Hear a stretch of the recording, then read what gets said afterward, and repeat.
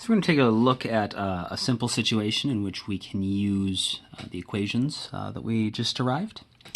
We're going to look at what the work done by the force of gravity looks like for an object.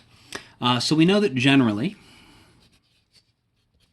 the work done by a constant force, and the force of gravity is of course going to be constant as long as we stay on the same planet and the mass of the object is not changing. We figured out before work is equal to FD cosine theta. And of course we know the force of gravity is going to be equal to the mass of the object times g. Remember, we only need the magnitude here, so we're just going to use the magnitude of this. We don't need to worry about the direction. The fact that it's pointing down, that'll get dealt with when we're finding theta, the angle between our force and our displacement. And d, again, remember, is just the magnitude of the displacement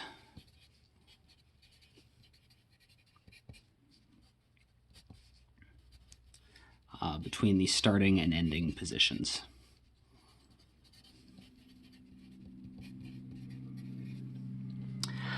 The equation we would get is that the work done by gravity is equal to, so maybe I'll say Wg, the work done by gravity, is equal to the force of gravity, which is mg, times however far apart the beginning and the ending point are, so the displacement, or the magnitude of the displacement, times the cosine of theta, which again is the angle between the force of gravity and the displacement itself.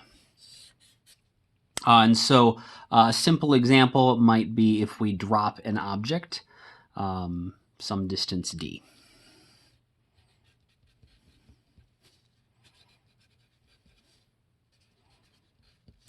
Drop an object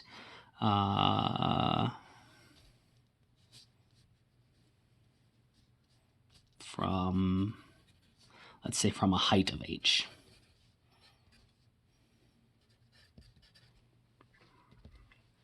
Okay, so if we're going to drop an object from some height of h, that means that if we draw a little picture, so we've got our object. We know that from here to here, it's going to be height h. The object has the force of gravity pulling down on it.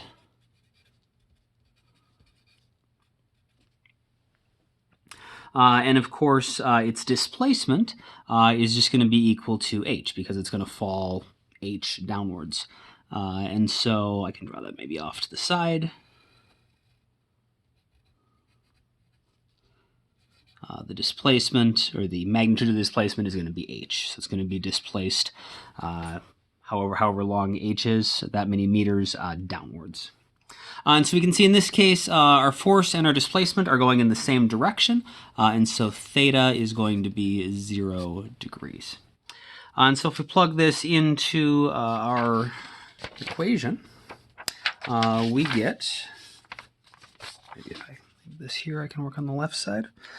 So we are going to have the work is equal to mg, d is h, times the cosine of 0.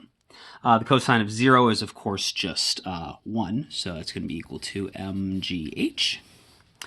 And remember, work is the change in energy. So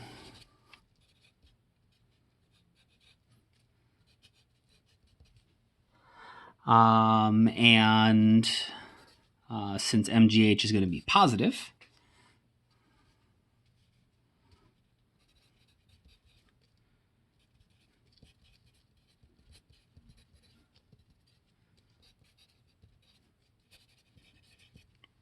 that means that our dropped object must be gaining mgh joules of energy. So since work is change energy, and work is positive in this case, object must gain mgh energy as it falls. And since it is falling, the only kind of energy that it's going to be, the kind of energy it's going to be gaining, or that it's going to have when it gets down to the bottom, is just going to be kinetic energy, because it's getting faster and faster and faster. So it gains mgh energy as it falls, and specifically, it's going to be gaining kinetic energy.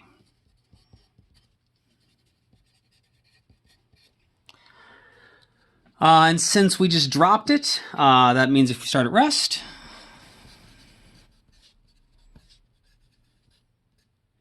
that means that our initial kinetic energy is going to be 0, and so our final kinetic energy is going to be equal to mgh. Maybe just write final there, just so we're really clear what's going on here. Because we started with 0, we gain mgh worth of energy, and so our final energy has to be mgh. We know kinetic energy is equal to 1/2 mv squared, which has to be equal to mgh.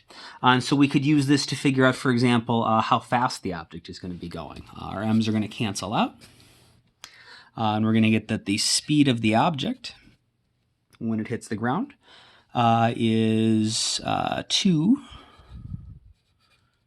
gh, and then we're going to have to take the square root of that. So the speed's going to be 2 gh when it hits the ground, because that's the ending point. That's the point at which we've transferred the full mgh worth of energy into it, and so its kinetic energy when it gets to the ground is mgh, and so it must its speed when it hits the ground must be root 2 gh. And this checks out because it's the exact same answer we would get if we used the kinematic equations to solve the same problem.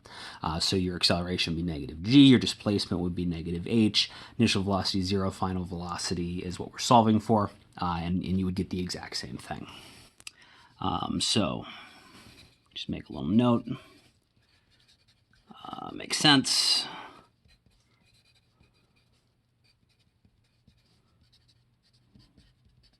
Because it matches the kinematics.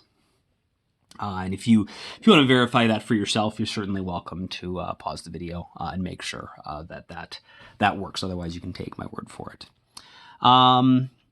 Okay, so this all seems reasonable. When we drop an object, we know that it gets faster and faster and faster. The only way something can get faster is if its kinetic energy is increasing.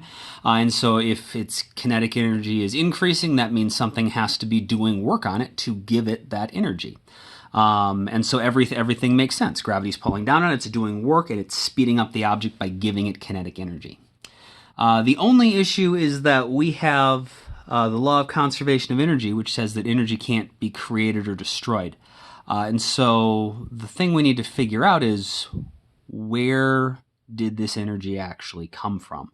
We know the force of gravity transferred the energy into the object as kinetic energy, but where was the energy before that?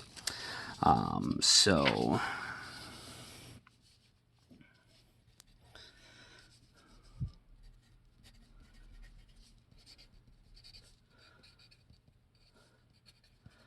where did this mgh worth of energy come from? So we're going to try to figure that out in the next video here.